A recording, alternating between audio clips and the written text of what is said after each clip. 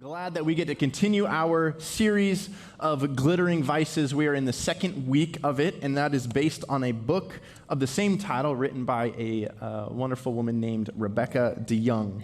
The book is a new look at the 7 deadly sins and their remedies, and it's a great book. It's very dense. There's lots in there. It's certainly not just an afternoon read. There's lots to ponder and think about, and so I want to encourage you to get it. We have a couple left in the lobby. Amazon sells it. If you're a library person, like a lot of people in my community group, you can figure out who can be the first person to rent it or borrow it from the library this morning. However you get it, it's a great book I encourage you to grab. Today we get to talk about the deadly sin, the capital vice of envy, which is amazing. I'm sure all of you are super envious of me being up here talking to everybody about envy this morning. Like Nate said last week, the vices are not a list of worst sins that you can commit. In fact, in and of themselves, they may not actually be a sin. That's up for you to determine for yourself. But really, what they are is they are a characteristic, they are a habit, they are a negative thing that can impact your life. And if we leave them unchecked, they can create even more bad habits in our lives. So we're talking about them so that we can explore them, so that we can perhaps remove these destructive habits that the vices can create and replace them with healthy and God-honoring patterns and habits in our lives. Most all of the vices can be traced back to the capital of all capital vices, which is pride, and pride can be defined as a feeling of deep pleasure or satisfaction derived from one's own achievements. Furthermore, pride can be defined as elevating one's thoughts and opinions above the authoritative word of God. Pride can cause us to replace God as number one in our life. We might replace God with our own thoughts, our own ways of doing things, our own opinions. And I think that replacing God as number one means that we have to then replace it with something else, right? And so perhaps you might replace it with pride. It was perhaps the pride of Eve that led her to believe that she could, in her own way, become like God. Perhaps it was the pride of Saul that drove him into a murder spree of madness because he began to ground his self-worth in the praise of people rather than the praise of God. What's interesting about those examples there is that Eve was already like God, and Saul was already anointed and chosen by God. And yet what pride is able to do is it's able to replace what God says about you, and now you have to go seeking for those validations elsewhere. Perhaps in our own lives, we're experiencing our own unknown or unchecked pride, and it's showing itself as one of the vices. Pride is often hidden beneath the surface, projecting itself as something else. Picture this with me, all right? We all have a mutual friend named Jacob. He's experiencing some arm pain. It's fairly dull most of the time, and with chronic meds, he's able to, meditate it and take care. But every once in a while, if he moves a certain way or has a quick movement, there'd be this shooting pain down his arm. And so finally, he decides, I should probably get this checked out. This is uncomfortable. This is not fun. So he goes to the doctor. The doctor's asking all the questions, and he's running all these tests. And so Jacob's telling him these symptoms and all that, and the doctor finally comes back to him, and he says, hey, good news. Well, let's see. Do you want the bad news or good news first? Bad news, there's more than just your arm pain. The good news is that we know what's causing your arm pain, if that makes sense. It turns out that the arm pain is actually caused by a pinched nerve, probably in the back shoulder area. I'm not a doctor, so I don't know exactly where your pinched nerve needs to be for your arm to start hurting. Just go with me. Okay, that's what's happening in our story to our poor friend Jacob. So the doctor tells him everything, outlines, here's what's going on, and then he tells Jacob that he's got 3 options that he'll need to decide upon before he leaves the doctor's office that day. 3 options. The doctor says, option 1, you can do nothing. You can live with your arm pain and your pinched nerve, do nothing about this new information, do nothing coming to the doctor. Option 2 is you could get prescribed stronger painkillers. You could get an arm brace, perhaps, to limit the movement that would aggravate the nerve, and just medicate more of your symptoms. Or option 3, you could get surgery and fix the pinched nerve, which is the root issue of it all. And of course, I think we would all agree that it would be wise of our friend Jacob to get the surgery and fix the pinched nerve, which then also would then fix his arm pain. And I think if we take this illustration and we apply it to us today, getting surgery looks like us exploring the envy in our lives, finding what's hiding under the surface, and getting to the root cause. Then we would do something about that root cause, and we would find healing. And it's so much more than just dealing with envy or arm pain. It's about discovering the cause and dealing with that instead. And this practice, this idea of getting deeper than the surface, also helps us in our pursuit of Jesus. Rebecca DeYoung says that the project of becoming like Christ is our life's most important task. Giving up on the vices in our lives, getting the spiritual surgery, if you will, helps us become more like Christ. And opening our hearts and our lives to God in vulnerability and allowing Him to point out areas of growth is a great way to become more like Him. And if that could be our hearts this morning, to be vulnerable with the Lord and open to areas of growth, I wonder what Spokane might look like in a few months, impacted by the humility of those devoting their lives to becoming more and more like Christ. And if that's not saying yes to Him, I don't know what is. I also think it's imperative to recognize the spiritual nature of the problem of envy. And honestly, of the vices as a whole, really. The vices are a spiritual problem. And therefore, we need a spiritual solution or a spiritual surgery.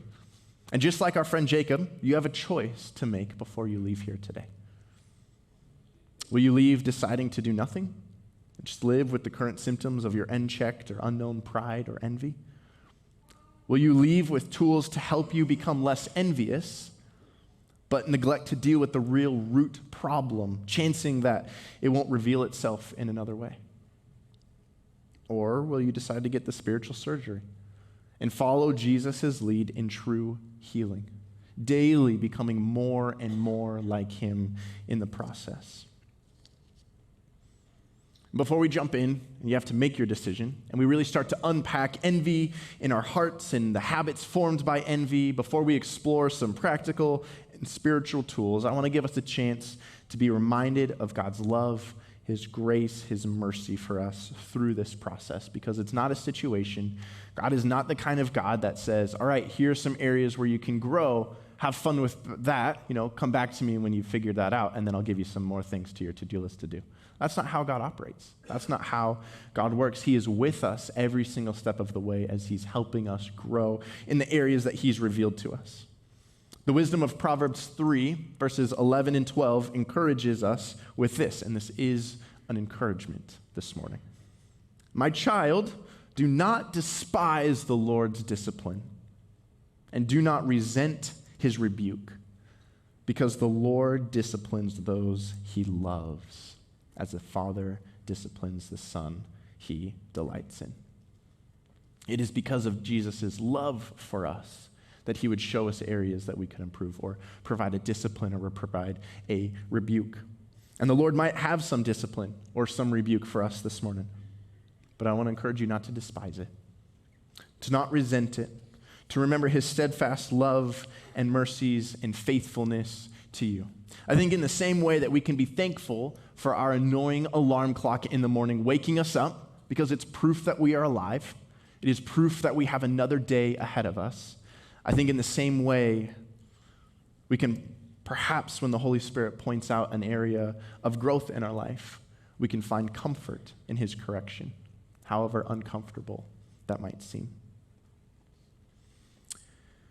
In a modern sense, envy is usually simplified and combined with other words like jealousy, covetousness, and greed, but I think at their core, each of those words are just different enough from each other that it's worth kind of delineating and drawing lines between the different words, because you'll see in a minute why it's important to know exactly what we're dealing with. Greed is perhaps better defined, rather than lumping all the words together, as just wanting more and keeping more to yourself. Whatever it might be, you just want more, you got to have more, and no way, Jose, can you have any of my stuff. That's greed. You're just after things. That's about it. But it's not quite envy. Jealous is perhaps better defined as a feeling of threat. You're feeling threatened about potentially losing something that you love or that you consider to be yours. An all-too-friendly coworker of a spouse might elicit jealousy because you feel threatened that they might take your spouse away from you. Two companies competing for customers might find themselves jealous that the other competition has some sort of competitive edge.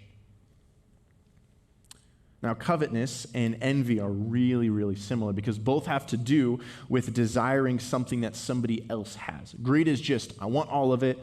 Jealousy is the fear of losing something you already have. But covetousness and envy are desiring specifically something that somebody else has. But the main and important distinction between the two of them is this. Covetousness is only about having the possession that somebody else has, but envy goes deeper to how having that possession impacts and influences our self-worth, our identity. Covetousness is merely attaining the possessions of somebody else. Envy has it wrapped up with our identity. This is how DeYoung puts it in her book. While the covetous person desires focus on having an object for herself, the envious person is at least as concerned with the rival's status or good standing as a result of having that object. With envy, the things we are coveting or searching for are simply a means to an end. They are means to self-worth.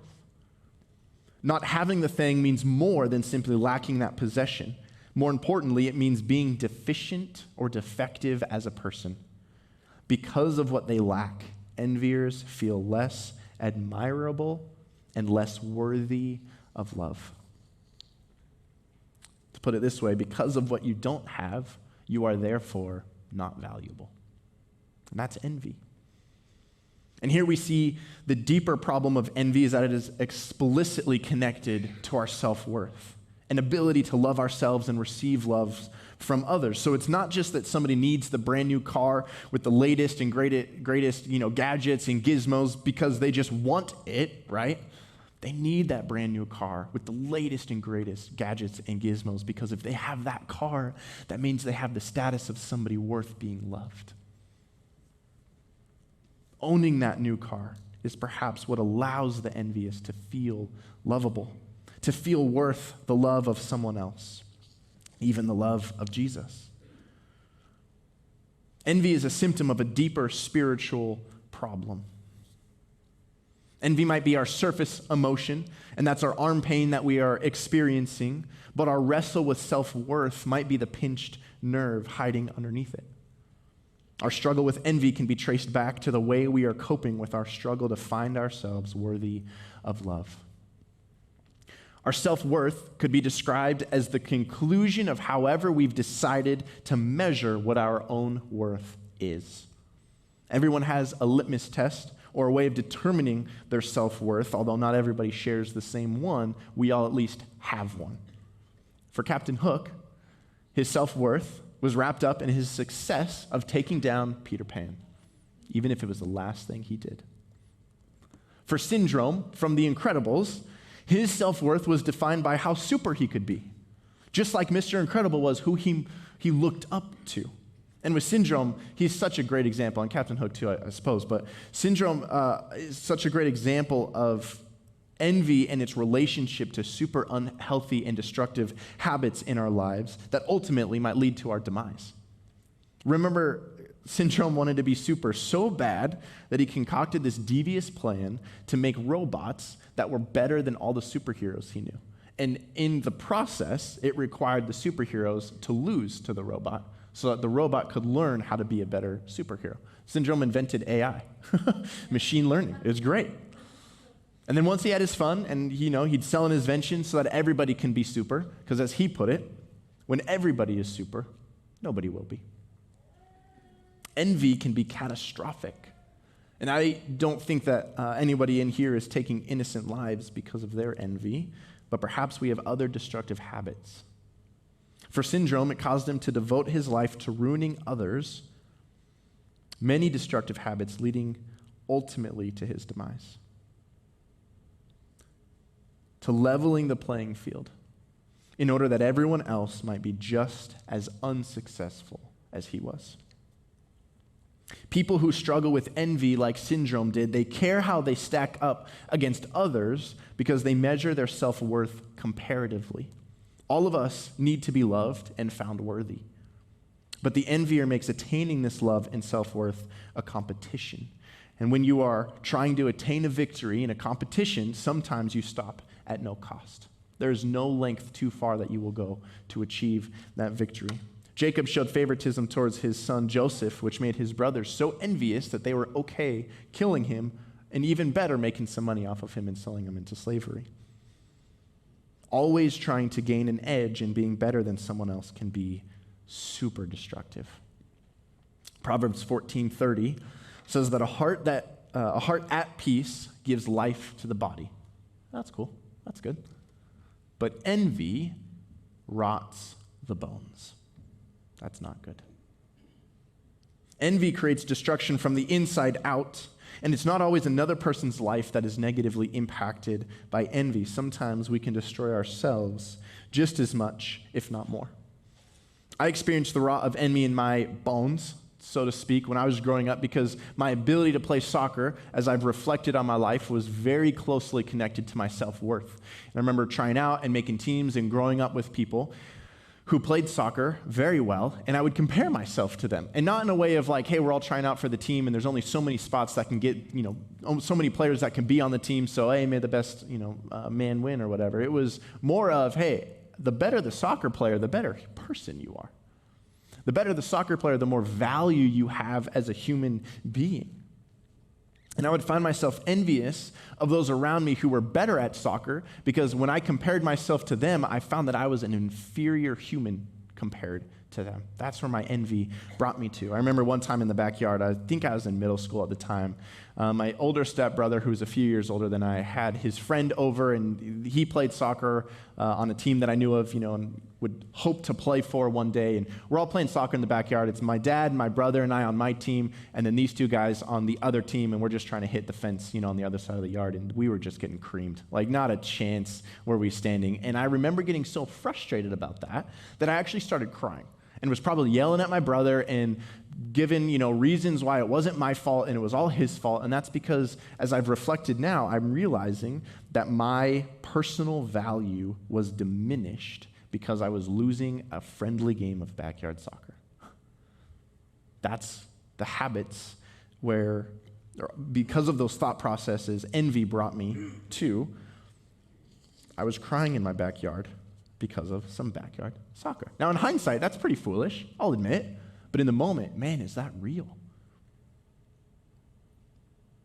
In the years following, I developed other damaging habits as defense mechanisms because my envy was wrapped up in things or my self-worth was wrapped up in the things that I was doing. I would simply not try my best at things that were attached to my self-worth unless I knew I could be successful. Because if I needed to be good at something in order to be a good person and there was a chance that I would fail, then that might mean I am not a good person. I figured then I might be less valuable. And I let my struggle with envy, I let my struggle fueled by my struggle with self-worth sabotage a large portion of my life because I was defined by the fear of failure. And whether you're sabotaging other people like Syndrome did, or perhaps you're finding yourself sabotaging your own life like I did, I think we can admit that envy is a rot in our bones that ruins everything for us. Envy creates thought patterns that turn into habits, that turn into character traits, that then turn into who we are.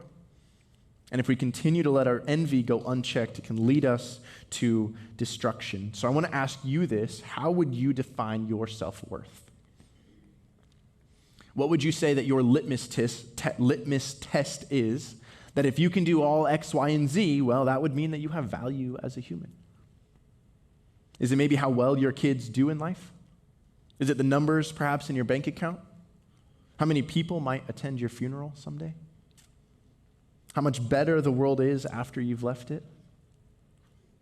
Perhaps it's how active you are in a social or environmental justice program or organization that makes you valuable. How often you pray, how much you serve, how much you give, how much you're involved in things, or how many compliments you might get.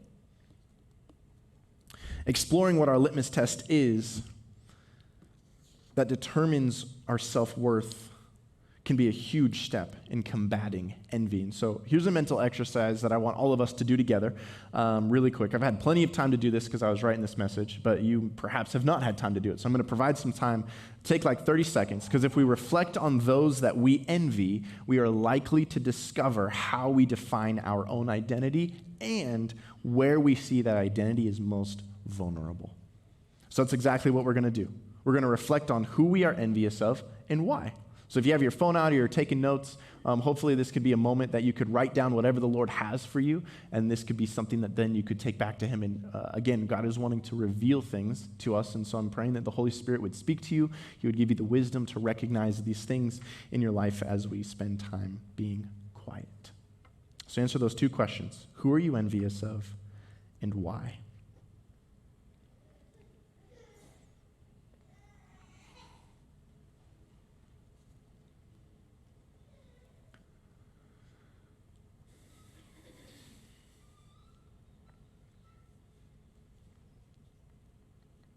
Few more moments. Hopefully by the end of this, we'll have a better understanding of what our litmus test is for our self-worth.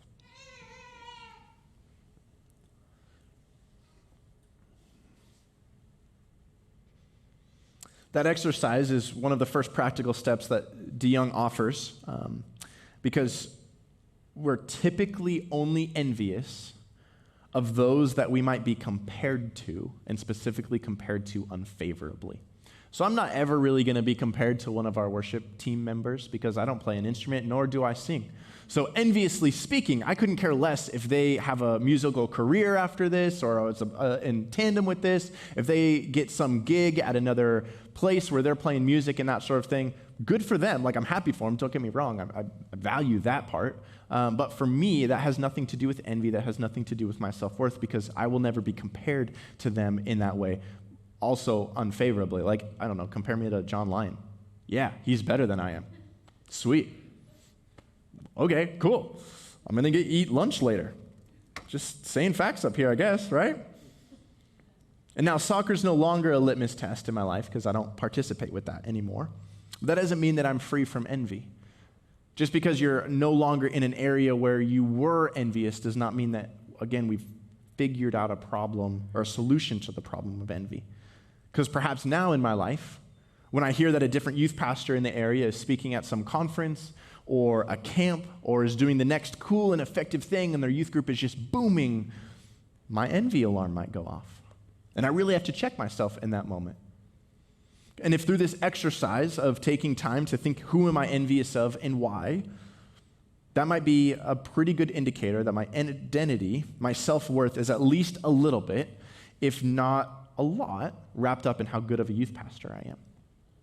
That if I'm a better youth pastor, then that makes me a better person. And perhaps it's just deeper, it's even deeper than that, not just being a youth pastor, but if we link it to my soccer experience growing up, perhaps we find that I link my value with how good I am at whatever I do. I have paired performance to my value. That's good for me to know. Now I have something else that I can take to Jesus and pray about, maybe go to therapy for or whatever, right? But what about you? What did that exercise bring up for you? Because I'm sure that you can fill in the role in the situation for your own context fairly easily. Somebody else gets picked for promotion over you. Somebody else gets assigned a new task or a new role that you thought you would be really good for or you were really wanting. And now it's hard to celebrate with them. You see other parents not struggling like you are, although, maybe just on the outside. And all of a sudden you're envious of what they have because of what it means you are not. That's envy. Because of what you don't have, you are therefore not valuable. And I hope if you hear anything today, you know that that is just simply not true and something the enemy wishes you would always believe. In Matthew 5, 6, and 7, he accounts Jesus' probably most famous sermon, the Sermon on the Mount, as we call it, because I guess he was on the side of a mountain. Very creative writers of the Bible were.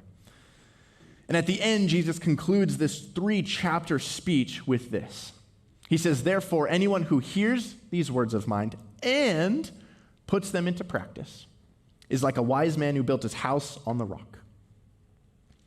Jesus is telling us that to be wise and build our house on a firm foundation, we must hear and do what he says.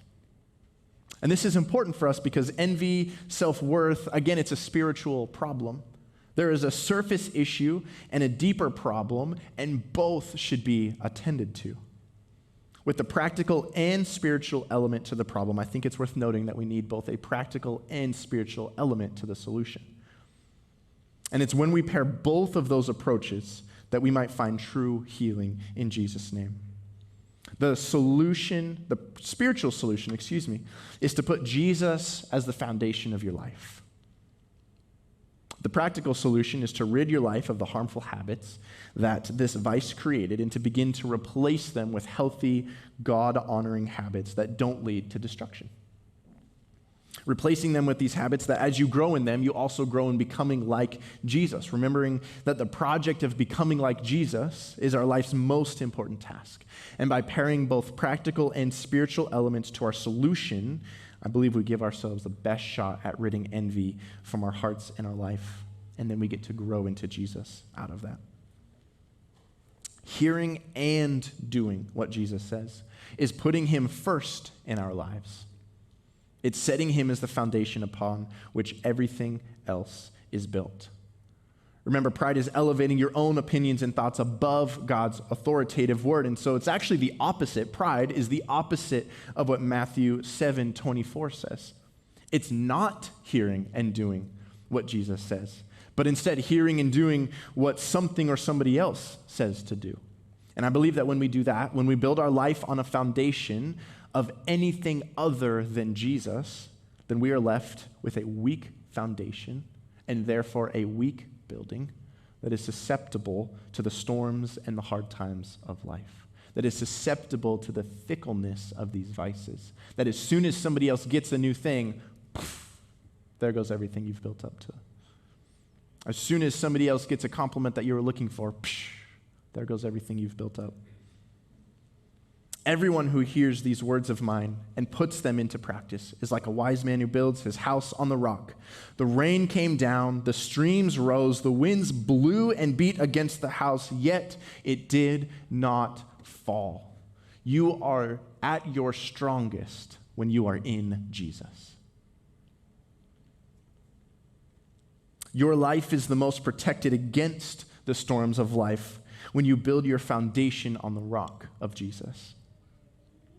Notice Jesus didn't say, if you hear me and do what I say, the storm will pass right by your house.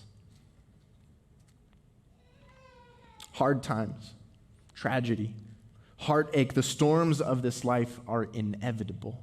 There is no plot of land that you can build your house where it is out of the way of life. Knowing Jesus isn't an antidote to the event of a storm.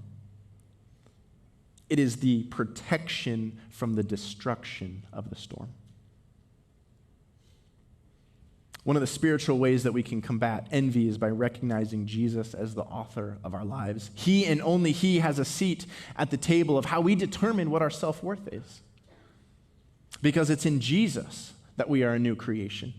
It is in Jesus that you are adopted into a new family. You have a new last name. You have a new inheritance in heaven. It is in Jesus' name that you are now royalty. Your relationship with Jesus is just like the Princess Diaries. The main character of that story, Mia, she learns as a teenager that she is in fact royalty, but she has no idea what it means to be royalty. She doesn't know how to act, how to talk, how to walk, how she should present herself. And so the whole plot of the movie is then Mia learning through the help of her grandmother and other, royal people that work for her, helping her become royalty. She has to learn how to be a princess. And in the same way, when our life is changed by Jesus, we then embark on this journey of change as we learn what it means to be royalty, as we learn what it means to be a child of God, as we learn what it means to grow up in the kingdom of heaven. And that's where these practical steps come in. That's where the rubber meets the road and where we have to grow ourselves in the way of Jesus. Not because we have to earn his love and acceptance. It's not in order to attain our self-worth that we form these habits. On severe and outright contrary, it's actually, in fact, because of our worth and identity as sons and daughters of the one true King that we grow in the ways of his kingdom. Jesus is meeting you here today, wherever you are, however you are, and he is giving you his unconditional love, meaning there are no conditions to which you need to adhere in order to receive it. He is here. His love is here for you this morning, and it is not based on your ability to form these habits. It is not based on your ability to curate your own value or your own worth. His love for you is not based on how well you stack up against others or those around you.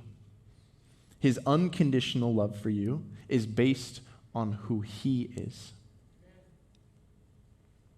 Jesus is meeting you where you are today because of his great love for you. But also because of his great love for you, he's not wanting you to stay there. It is because of his great love for the woman caught in adultery that he didn't throw a stone or condemn her. But it is also because of his great love for her that he told her, "Go now, leave your life of sin." He said, "Neither do I condemn you. Go now, changed." That is the foundation upon which our life should be built. It is the unconditional love of the Father. And I hope that we can keep that in mind as we move forward through these new, healthier, God-honoring habits as the practical solution to our problem of envy. They need to be built on the foundation of Jesus to have maximum effectiveness in our life. And there's three main ones that I pulled from the book that I want to expand on a little bit. The first one is to enjoy common goods. Enjoy common goods. A common good is a good that when you enjoy it, it doesn't diminish the value or the opportunity of somebody else being able to enjoy it. So think of like a movie or music, a good book, a sunset, a great hike, good conversation over good coffee with a good friend, things that as we participate them, it is something that is able to be shared with as many people as possible without the value of the thing diminishing. And so if we create a habit of intentionally putting ourselves in situations where we are enjoying common goods, then we would detach the competitive nature of enjoying things. A non-common good would be something like money, a promotion, an accolade. Those are situations where only one person wins. And remember, the envious are usually approaching everything as a competition to be won. So over time, we could be able to slowly become less and less defensive and protective of the win if we are sharing common goods where you winning doesn't mean that I lose. So maybe you don't play in the friendly cornhole tournament on the 4th of July. Maybe you just observe this year. And as you continue to put yourself in situations where you're not competing for an ego boost, you will then begin to need it less and less. Enjoy common goods that have a level playing field where everybody wins. The second thing to do is to do good things in secret. If you're doing things that would usually receive praise and accolades, then by doing them in secret, your ego can stay out of it. This way, you're essentially detaching the action of doing a good thing from your self-worth and your identity. This can help create a positive habit where loving others and doing good becomes the end, not the means to an end of having high value. If all the good we were doing was in sight of others, in order that we would know that they know that we are better than them, then our good deeds in caring for others isn't about being a good Samaritan. It's not loving others the way that Jesus would love them. It's about making sure that we have worth and that other people know we have worth. And that's essentially a works-based self-worth, not an unconditional love-based self-worth that Jesus provides. Doing things, good things, the things that Jesus is asking of you, Doing it in secret can help create a heart and a new thought pattern of giving God glory instead of yourself. Now, the third and final practical thing that we can do is exercise gratitude. Exercise gratitude. Write down the things that you have and recognize that everything has been given to you, entrusted to you by God, which means none of the things that you possess are actually yours. Write everything down and then write how you are thankful for that thing. Your job, your spouse, family, your car, your house, a hobby you've got, an interest perhaps, a physical feature, a character trait. Name it, thank him for it, because they gave it to you after all. This can be one of the hardest practical steps to do because the envious place such a high value on their self-worth based on their belongings, based on our possessions. That removing themselves as the provider of said things destroys their self-worth. Because if I didn't provide this for me, then I have no thing that my self-worth can stand on now. And let me suggest that that is why this might be the most important one to do, to exercise gratitude. Not because I just want to destroy your self-worth and send you along your way, but because I want to destroy the false sense of self-worth you might have because of your belongings in order that you might have your true self-worth replaced in the absence of the false one. As we instill these habits into our lives, it's going to be uncomfortable. It's not going to be easy, but you don't have to do it alone, nor do you have to do it under your own strength.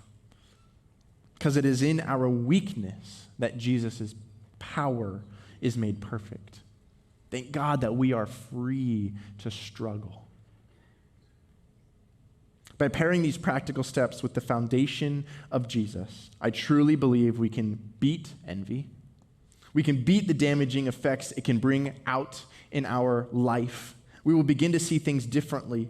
We'll begin to see ourselves differently. And most importantly, we will begin to see Jesus differently. I want to remind you of the three options we faced at the beginning. We're all facing symptoms of sin in our life, symptoms of not putting God first. And when faced with those painful symptoms, we can either do nothing, we can try to just deal with them and medicate them so they don't impact us as much, or we can get beyond the symptoms to the root of the problem. Consider the spiritual and practical steps we've discussed today as your first step in dealing with the root problem. And just like Jesus said, we can't just listen, we have to do. So I want to encourage you to put Jesus as the firm foundation of your life. Begin to eradicate the unhealthy habits of envy or any of the other vices from our lives and replace it with healthy, God-honoring habits. We're going to sing a new song again, another new song here in just a moment, and it's very aptly named Firm Foundation. And I want to set up some of the lyrics because, boy, are they relevant this morning. And this song is just saturated with truth. The second verse goes, I've still got joy in chaos. I've got peace that makes no sense. I won't be going under. I'm not held by my own strength because I've built my life on Jesus. You know what foundation will never let you down? Jesus. You know what foundation will be able to weather any storm that comes your way in life? Jesus. You know what firm foundation will always be there to catch you when you fall? Will always provide exactly what you need, exactly when you need it? You know who's always going to be there for you when you're at the end of your rope and have nobody else, nothing else to turn to? It's Jesus. Not what other people have, not the way you've designed your own worth. The only thing that will stand the test of time, the only thing that will stand the storm is Jesus. And this song not only declares that truth, but it helps us worship him in that truth. And so as we worship together this morning, I hope that you can soak it all up. want to encourage you to continue to sit. I want to encourage you to stand. If you want to kneel, if you need to weep, because this moment now is between you and Jesus.